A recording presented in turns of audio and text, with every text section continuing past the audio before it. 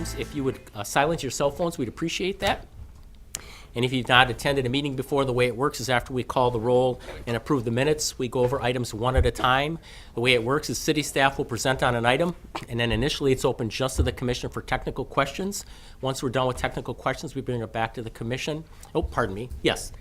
Then we open it up to public commentary. If you have something to say, we ask that you step up to the microphone, state your name and address so we have it for the minutes. Say whatever you'd like to say. Please try to stay on topic if at all possible.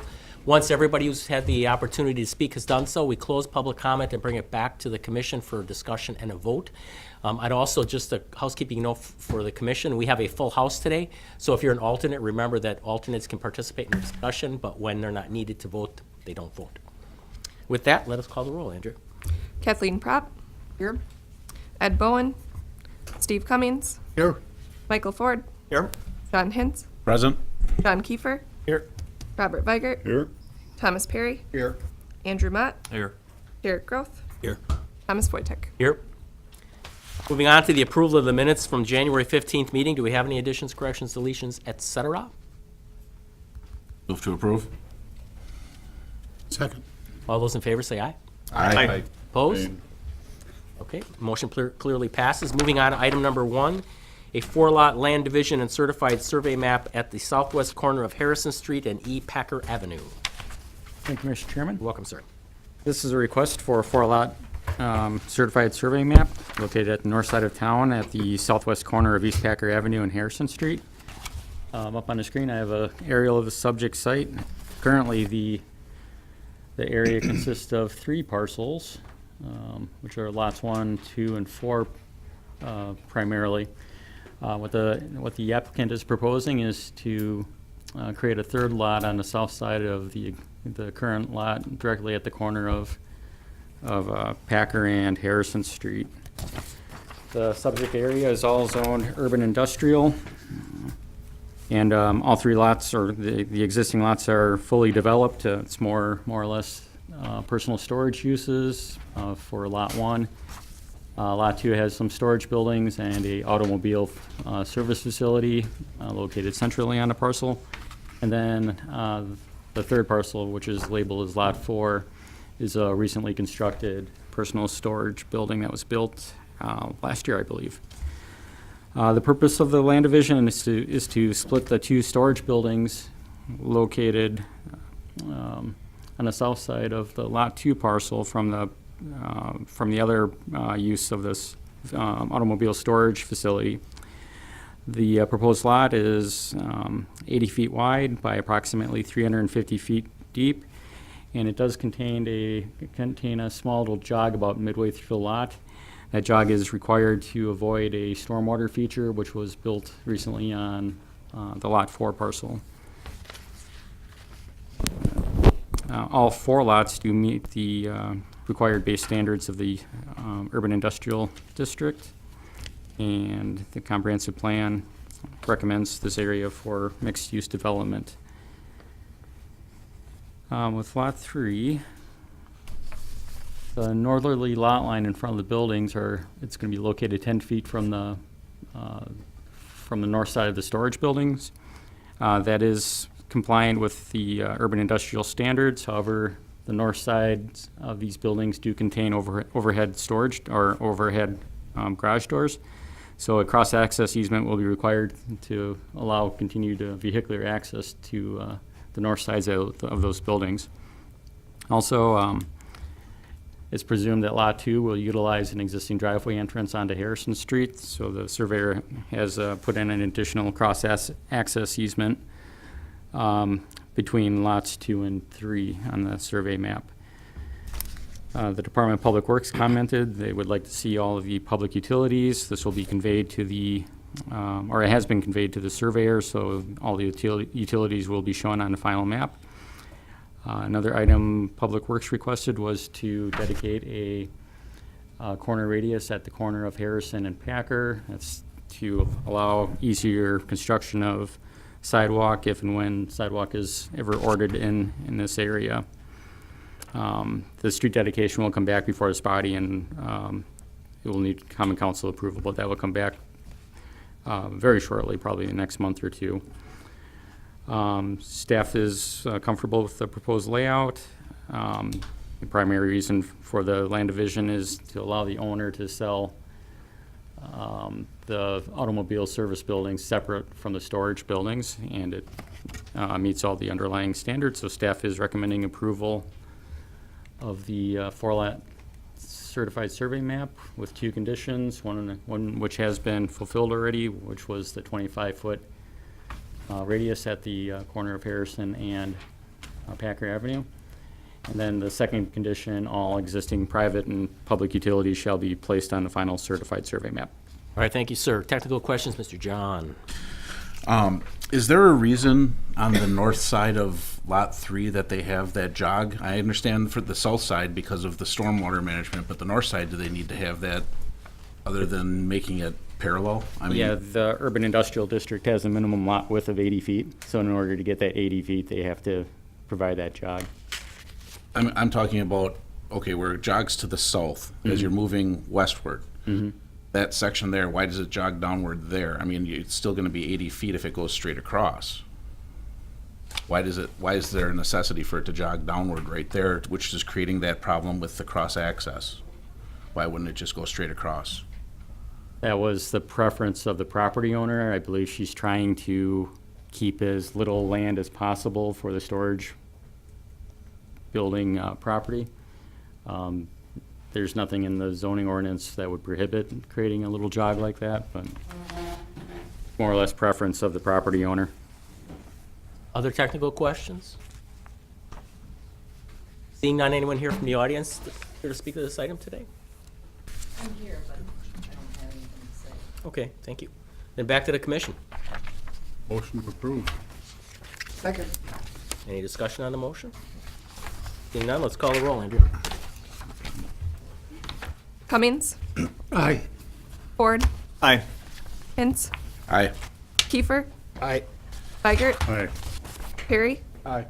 Mott, Aye. Crop, Aye. Wojtek. Aye. Motion carried 9-0. Sorry. Okay, moving on to item number 2. Public hearing for a zone change from heavy industrial to heavy industrial with a plan development overlay and general development plan approval for industrial use located north of the railroad tracks, east-west of Clairville Road and State Highway 91 intersection, commonly known as the Southwest Industrial Park.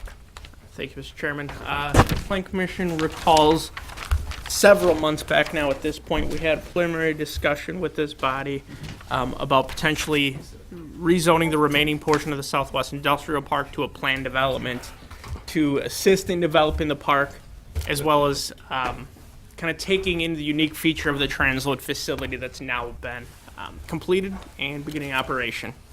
So the remaining acreage of the industrial park is approximately 260 acres. It is currently zoned heavy industrial. We're seeking to rezone it to heavy industrial with a planned development to overlay, and it is consistent with the comprehensive plan. I don't know what's going on over here. You gotta pick it up. So here is the subject site. For reference, the transload facility is roughly in about this area. On the screen over here to the right, you can kind of see a portion of the roadway has now been completed, so or at least the gravel base has been completed. There are some modifications going to be taking place to that roadway, but it is not impacted as part of this zone change. So the goal here is to put in basically a high-level general development plan that can assist developers as they move forward in this area in order to help facilitate this development and kind of take advantage of the transload facility and some of the real interest in rail-related uses the city is seeing. We're proposing several base standard modifications to this kind of high-level general development plan we're doing. So the first is which we're looking at reducing front yard setbacks for vehicular access drives from 30 feet down to 20 feet. Right now, our code in heavy industrial requires that a vehicle access drive would meet the primary building setback of 30 feet. The way some of these parcels are developing with rail spurs coming in and out, loading zones coming in and out because of their industrial nature, we're seeing that some of the preliminary concept plans are pushing a little closer to the road. Now, staff is not comfortable with necessarily parking being pushed closer to the road, But the access drive portion of it, we feel if we go from 30 to 20, it's a relatively minor reduction, but it really can help some of these parcels in developing the way they need to work to facilitate traffic around the site. To offset that, we're proposing that any applicant, as they would move forward with projects in this area, if they want to take basically a 33% reduction, they do 33% more landscaping along the street. So kind of a one-to-one trade-off, third less setback, third more landscaping to mitigate that reduction.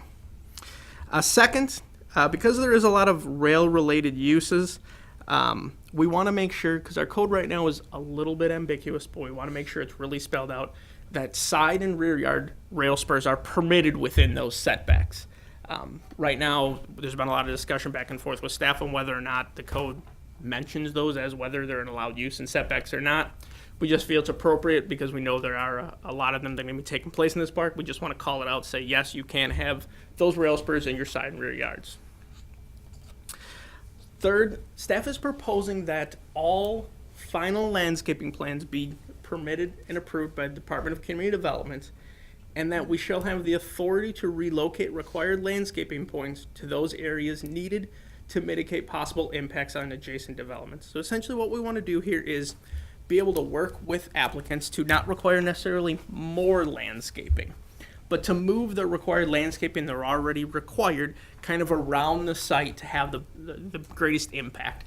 For example, if somebody was, say, developing a parcel to the north here, this is where like Morningstar subdivision now is, that instead of maybe them putting street frontage landscaping, maybe we lower the amount of street frontage landscaping and we shift some of those points to buffer from the adjacent residential. Things like that, just the ability for us to work back and forth with a developer to really get the most out of their landscaping. Finally, because we don't want to make this necessarily a burdensome process, on a developer, we're proposing that any development which meets all base zoning requirements, basically, if your development would have been allowed to go in by right prior to us putting this plan development, it can continue to do so. We would waive an SIP requirement for any development that meets all base underlying code requirements instead of basically running them through the process just for the sake of running them through.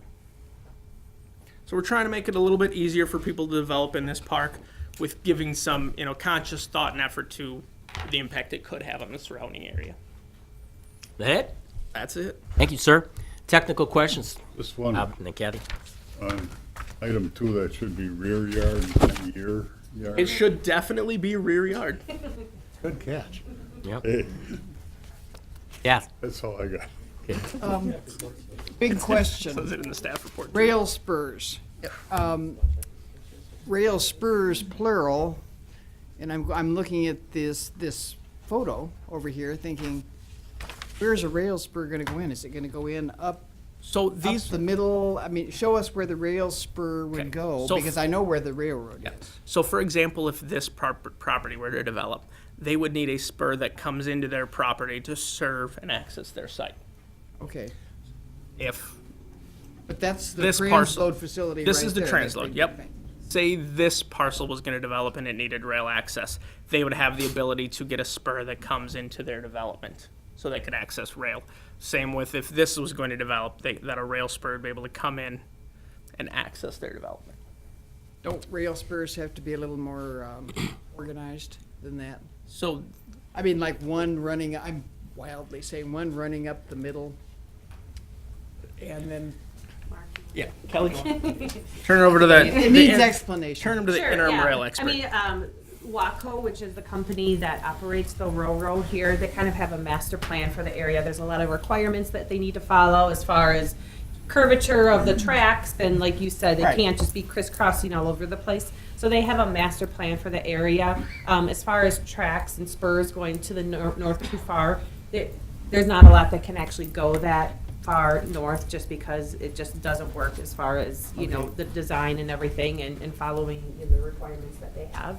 So it's more towards going towards the west a little bit more and a little bit to the north, but not far up, north of Yeah, the wouldn't road be, up in wouldn't that be area. these parcels It's up pretty here. difficult. It's more So down here. They do have a plan. There's kind of gonna be we'll call it a lead industrial track off of the main line, and then there'll be spurs that will come off of there. Okay. And so they've been working with you on it? Yeah, absolutely. And it makes sense for the industrial part? Yes. Yes, we want to make sure The that we're master plan. limiting road crossings, where we're working with Public Works to make sure that, we don't have road crossings all over the place, and just make sure it's, meets our safety requirements but still is, the ability to serve businesses in the area. Okay, so there may not be that many rail spurs that we can actually Right. take off of this. They'll get to a point where if our hope is that it does develop, and at that point, there might not be the ability to, install more rail spurs because they're just kind of built out. Well, it looks to me like there might only be a handful to begin with. Yeah. I mean, there'll be a couple we're hoping in the near future Okay. here that you guys, you'll be able to take a look at, potentially. But yeah, so they kind of have a plan for area how it could be built out. Okay, thank you. Thank you. Other technical questions? Okay, seeing none, anyone from the audience here to speak on this item?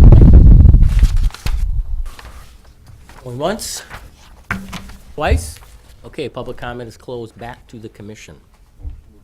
Second. Any discussion on a motion? Just one comment.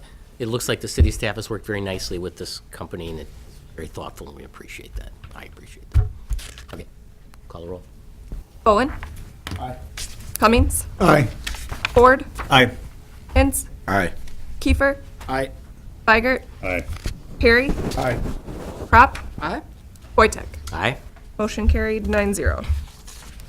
On to item number 3, general development plan and specific implementation plan for an auto sales and service facility and storage for property located at 2175 to 2185 Keller Street. Thank you, Mr. Chairman.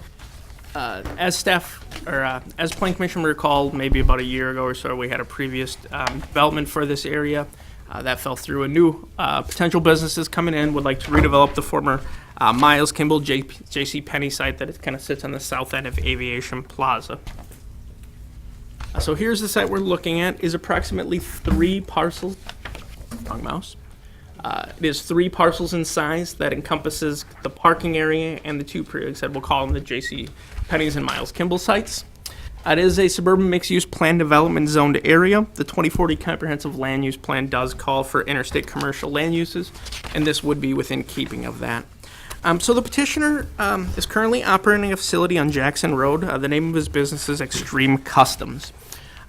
I kind of, in the staff report, outlined a little bit of like what his business is. It's automobile customization company that kind of focuses in aftermarket tires, wheels, as well as other kind of aftermarket accessories for vehicles. He's looking to relocate to this building and take up approximately 62,500 square feet. His business is a mixture of online sales, walk-in sales, installation, and warehousing. So the internal warehousing component of this in the suburban mixed-use district does require a base standard modification. If you remember several months back, once the state law changed its conditional use processes, we removed warehousing from a permitted use out of SMU. We wanted to make sure nobody was doing a full-on warehouse use in this district. Through the plan development, we are recommending a base manner to allow warehousing as a large portion of this gentleman's business is kind of the warehousing, I shouldn't say warehousing, it's the distribution of tires for both their internal customers and external customers. So it is a vital portion of this business. It's going to take up a portion of the building, and we feel in this case it is appropriate to allow that. It is really kind of in one with what he is doing at the site. The proposed development will continue to use the shared access drive. So here's an aerial of the site, just so you can kind of get a little closer look. So the development is proposing to continue to use the shared access site with the Rogan site to the north. So that would remain unchanged. In large, the applicant is not proposing a lot of changes to the existing hard surface of the site. They would be restriping the parking lot. They are looking to do some vehicle sales. The owner does own a vehicle sales business, and they would have some vehicles for sale on this site. They're proposing to do that along this southern property line. Staff is recommending we condition it as such, limiting it to just this area as the applicant has laid out. That way we know, similar to what we've done at some of these sale establishments in the past, it's nice, neat, orderly. We know what's taking place, which are vehicle sales, which are employee, which are customer parking spaces. The applicant will require a base standard modification for parking, just based on the size of the building and the very large existing hard surface parking area. They exceed what would traditionally be allowed if this was a new greenfield development. So as we are doing a redevelopment, we suggest approval of base standard modification, just because that asphalt is already there. It's not like we're increasing more parking area, it just happens to already be there. Portion of that, the applicant is looking at doing some special event space. So based on the nature of the kind of automobile-related uses and the types of business he has, the applicant does host some special events and would like to increase his ability to host those special events. So I think they can talk a little bit more about what those type of events are. In general, staff is okay with the idea of special events taking place here. We would like to see a little bit more information as he formalizes those plans of exactly how these special events may take place, frequency, length of time. But in general, staff supports the idea of him having those special events at this location. It seems like a good use of the property. There are still some ongoing stormwater management issues with this site that the applicant is working with his neighboring property owners, as well as the city and Department of Public Works to figure out. We are recommending that we condition final approval on those stormwater management issues being taken care of and resolved. The applicant is not proposing any additional landscaping to the site. As this site was part of a planned development back in 1996, they do have an approved landscaping plan. The applicant is looking to maintain that plan, and the landscaping is still sufficient for what is out there. This landscaping plan does show what is landscaped on the site. There is a pretty significant grade change here between South Park and the site. So a lot of this landscaping is kind of lost in that grade change. You can't necessarily even see that it's there. But there is some different trees and shrubs along the south side of the building. So no landscaping changes are planned at this time. Talking a little bit about building signage. The applicant has indicated some signage on this plan. Now, the signage as indicated is well exceeds our code allotment, but having a discussion with the applicant, their intent is basically just to meet the code. So they are planning on revising this. So staff is recommending condition that, final signage be code compliant with the SMU district. And in the staff report, I laid out kind of what they would be allowed. Basically, on the north facade of the building, they'd be allowed 182 square feet. West and east facades, 371 square feet. South facade, 182. In discussion with the applicant, they intend to meet those requirements. Building facades, here we can see a little bit of what they're planning on doing. As this is a renovation of an existing building, our exterior design standards do not kick in because there's no new square footage being added. However, as part of the plan development, this commission is allowed to look at them and make any, recommendations they choose. So the applicant is looking at basically renovating the facade for the new customer entrances and some of the other exteriors, removing some of those old storefront entrances that they just don't need for their business, adding more glazing to the front of the building, giving it a little bit more of a customer, friendly feel, and then painting a significant portion of the existing CMU that is out there. They have provided some renderings, so there you can kind of see, on the top is what is there today. And then on the bottom is their proposed renovations to that facade. And here's kind of looking at it from all four sides. So from the highway would be on the bottom. That is the western building facade. The top is kind of from the southeast corner of the site, looking at where that primary customer entrance would be. So staff does recommend approval of the general development plan and the specific implementation plan with a couple of conditions. So first, base standard modification to allow the interior storage and warehousing, because it is a vital component of his business and it does make sense at this location.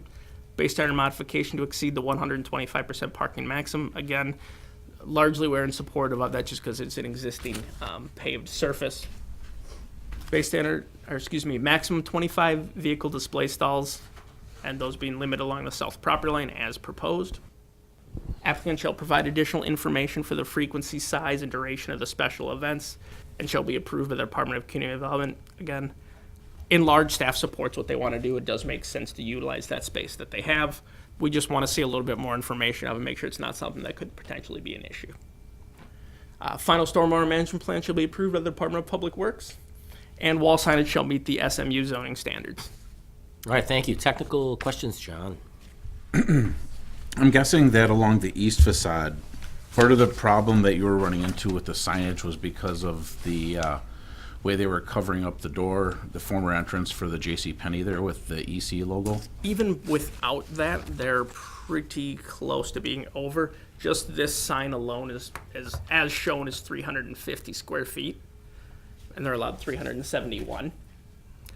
Well, I guess my question would be, I mean, this would almost be like an extenuating circumstance, because they're actually covering up a doorway which breaks up the big area.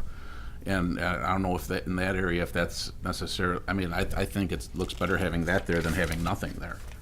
I mean, that's just my personal preference, and I don't know what anybody else would think, but I think that would be something that should be open to discussion with them, because it's not like they're trying to oversign the place. It's just, that's where they're covering up a doorway, a former doorway, and it breaks up the big mass.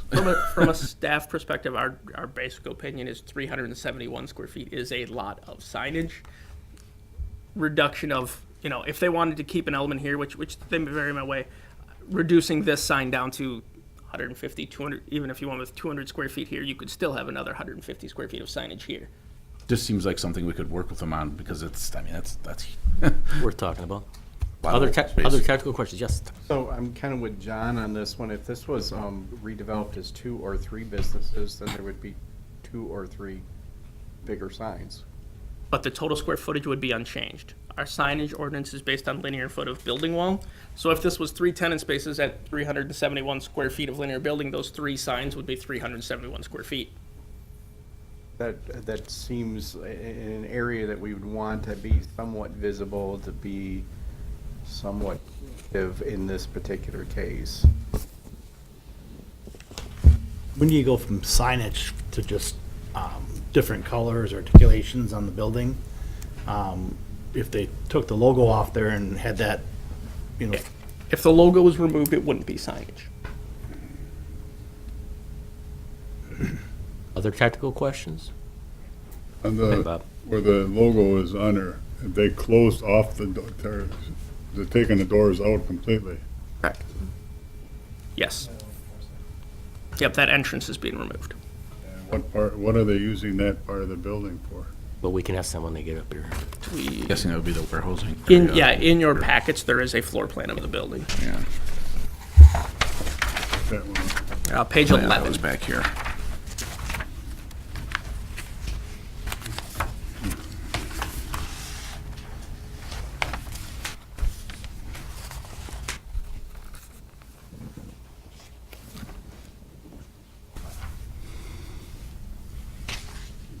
Go ahead, Thomas. Do they have to come back to us with a specific sign plan? If it would meet base code, they would not. But if they want this, then they would. Correct. If they wanted to go with something that exceeds base code, they could come back for a plan amendment to allow more signage. Other technical questions? Okay. Anyone here from the public speak to this item today? I think we have some questions for you, so come on up, sir. Remember, tell us your name and address so we have Sure, Adam Heindel, Vision Architecture, 3026 Buttercup Road, Neenah. I'll speak to that large element in the middle there first, because there's a lot of discussion on that. The intent really was not to create another sign element, but what we thought we would do there, because that's in the warehouse space, build a false wall on the inside, leave the glass there, and then that creates kind of a display zone where we could do a backdrop and maybe do some do some of the rims in there, do some sort of neat kind of artistic display in that zone. So it's not necessarily slotted for a sign. Be willing to answer any questions? Yeah, absolutely. Questions for John? Go ahead, Bob. I'm looking for exiting out of this building. Mhm. Where are they? We will absolutely look at that in more detail when we develop a formal a formal floor plan for it. It's going to depend a little bit on racking layouts and things like that. So we're just not at that point design-wise. Okay. Bob used to work for the fire. He's a firefighter. That's a great concern. Inspector, too. Any other questions from us for this job? Thank you very much. Anyone else here to speak to this item? Okay, back to the commission. Go ahead, Thomas. I have additional question about special events. What's the rules on that? Can't be every weekend? there is no clear cut in the zoning ordinance that would define that. My concern is velvet blacklight pictures. And I think staff's thought on this of asking, Yeah. staff's kind of thought on this of asking for the formal plan is if it would come back and they suggest every weekend, we would probably make them come back for this body to look at it and approve it. You know, if it's, you know, 1 weekend a month in the summer and fall, I don't think there's necessarily a lot of concern. If it's Plus, if every it's week- related to their business. yeah, I think. and I guess that's a good. We could have Tyler speak maybe a little bit to what he envisions for these special events. Right. Maybe after we have some Yeah, discussion. yeah. Yeah. Other discussion? Yeah. I don't want to throw cold water on this because that site badly needs redeveloped, but a storage facility didn't make it when it tried to come in here. How is this better than this use than a storage facility? In staff's perspective, you are adding a retail business. I can't speak for council, as council did turn down the storage facility. Staff was in favor of that as well. I think we see, you know, this is gonna be something that generates traffic. He does have, you know, customers coming daily for the retail component of what he does. Well, the storage is related to the business. Yeah, and it's not mini warehousing, it's Not storage. No, I that's part understand of it. that. I understand that. I guess I would describe it more as inventory than storage. Yeah. I mean, inventory comes and goes. Yep. Right. Yeah, that's This isn't what Omni Glass has to look at every day.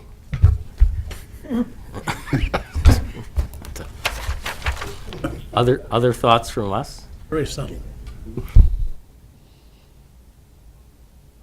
Okay, would you like to step up, sir, and answer a few questions?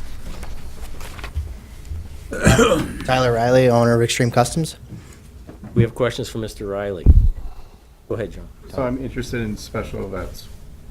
Just basically, what is it that you're looking at for special events? We've hosted 2 or 3 car shows already at our Jackson Street property. Then we also rented out the Leach 1 year for an event called Trunk or Treat, where we raised money to donate to a charity.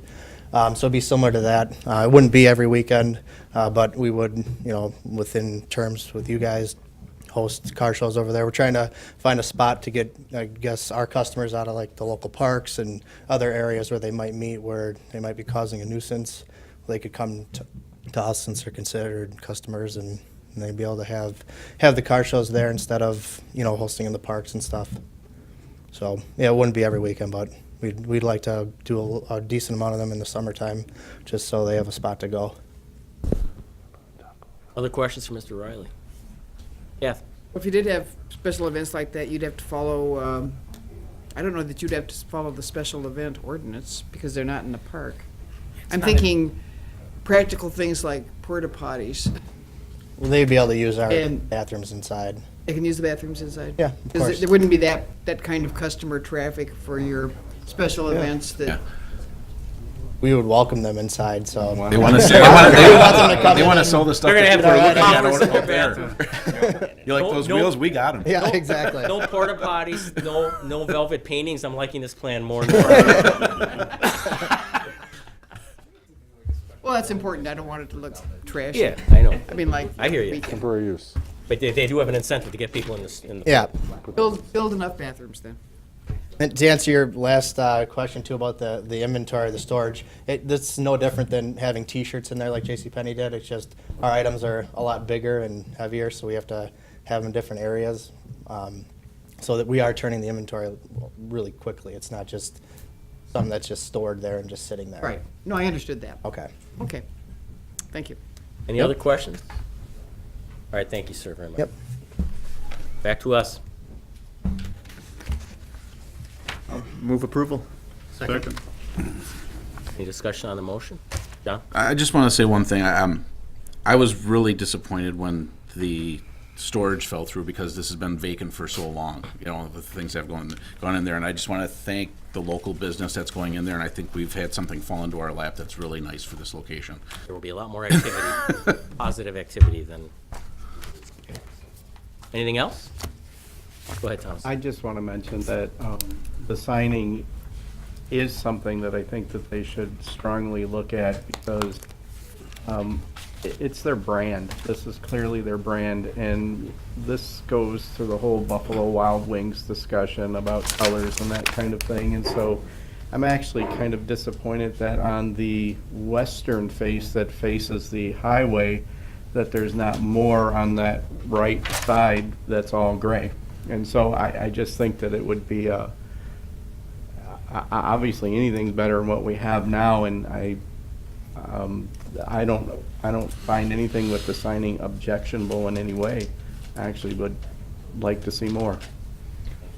Other comments? All right, let's vote. Bowen. Aye. Cummings. Aye. Ford. Aye. Hintz. Aye. Kiefer. Aye. Weigert. Aye. Perry. Aye. Crop. Aye. Wojtek. Aye. Motion carried 9-0. Our final business item before workshop tonight is item number 4, amend final plat, 4th edition to Casey's Meadow South. Okay, thank you, Mr. Chair. Let's have a minute for the ruckus to Ruckus. All right. So if you recall, on 12/18/18, we approved a final plat for the 4th edition to Casey's Meadow. At that meeting, we had a considerable amount of discussion on the pedestrian ways, the trails that were incorporated as part of this plat. As we've moved forward with trying to get it to go to council and working on developers agreement for this thing, we've started to look at our future maintenance responsibilities and our future ability to rebuild some of these trails going forward. And we're running into some issues, as I've explained in the staff report, about some of these pedestrian ways and our ability to both maintain them and our ability to assess for their reconstruction at some point down the line. So what we have here is, of course, Casey's Meadow. So here is Casey's Meadow. Here's Clairville Road over on the west. You're going to have Oakwood Road over there, about a quarter mile to the east. Here is an aerial view of that plat, the new that you've seen before. Here is the fourth edition to Casey's Meadow. We're going to get to the original preliminary plat in a little bit, but you can see how this thing is platted out. This was the most recent plat, the 4th edition that we approved on 12/18. Here is the trail system that we're going to link to as part of the development of Casey's Meadow. Our intent as part of the subdivision development and having Rouge Trail, Rouge Park developing is we want to connect to it. The plat that we're approving as part of Casey's Meadow actually provides for that connection. The question that we're running into is another portion of that plat just north of it, whether we need to construct that as part of this development. So basically what we're proposing is right here. So we have two paths that were approved as part of Casey's Meadow. Here is the entire preliminary plat. Right now, this is kind of like where the 4th edition is. This will be the rest of the plat, hopefully, as it goes forward and Chet builds lots of houses in here and we get more housing demand in the community. Chet will come back and do the 5th and 6th and all that. Hopefully, at some point, we'll get out here to Clairville Road with a connection and up here at Mockingbird Way as a connection. But as part of this development, what we're proposing to do is come back and amend Casey's Meadow.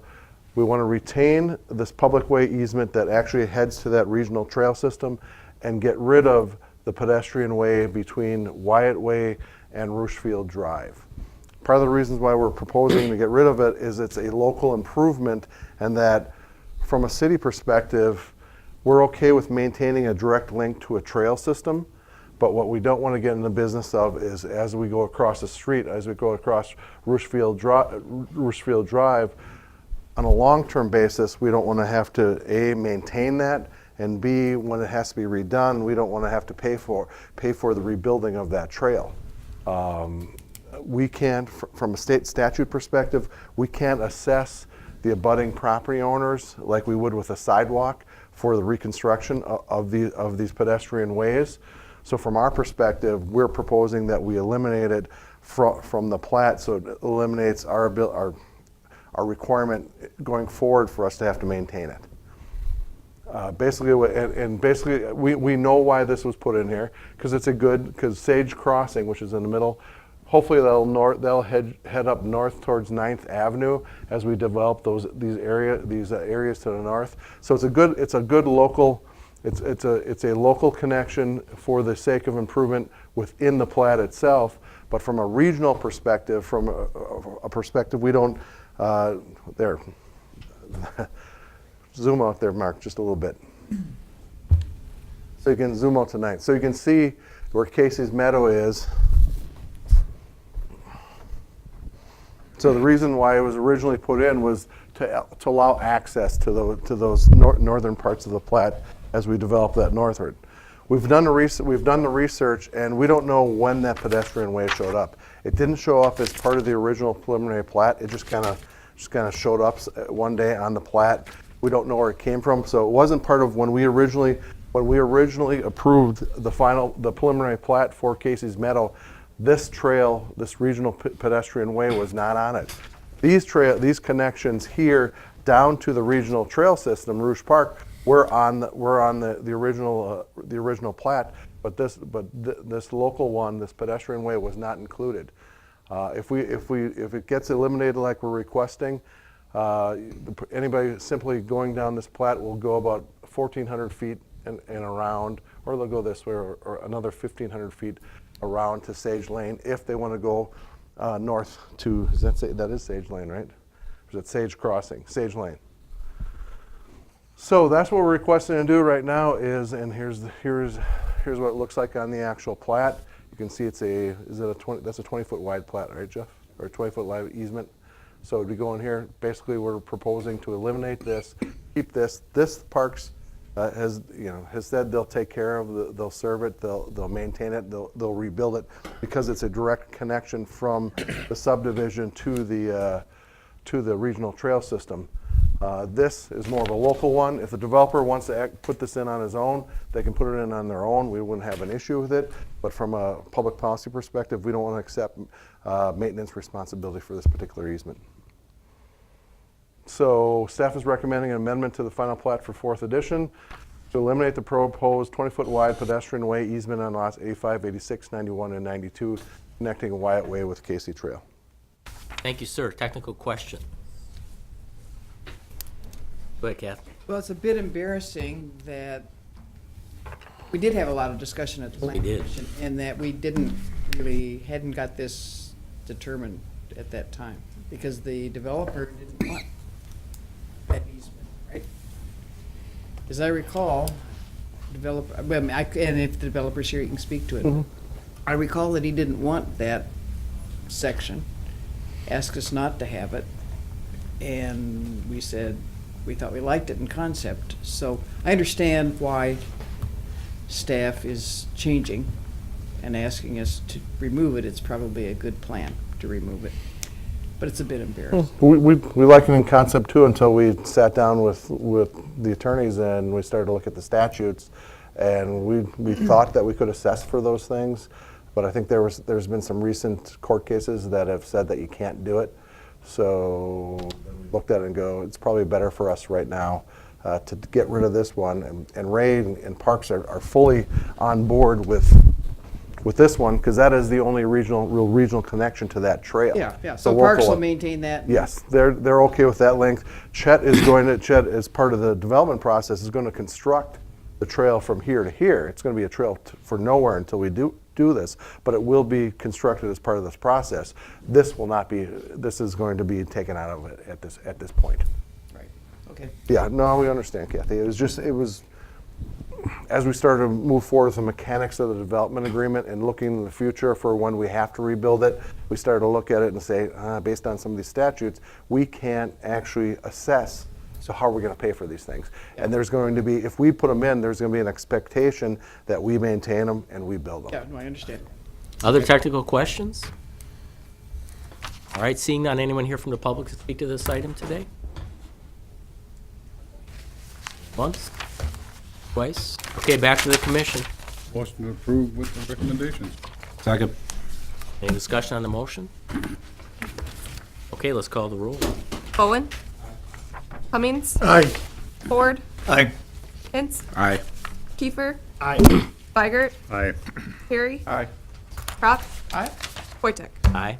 Motion carried 9-0. Final item of business, I believe, until workshop. So Workshop. Motion adjourned. Second? Second. all those in favor say aye. Aye. Opposed? All right, meeting's adjourned. Workshop.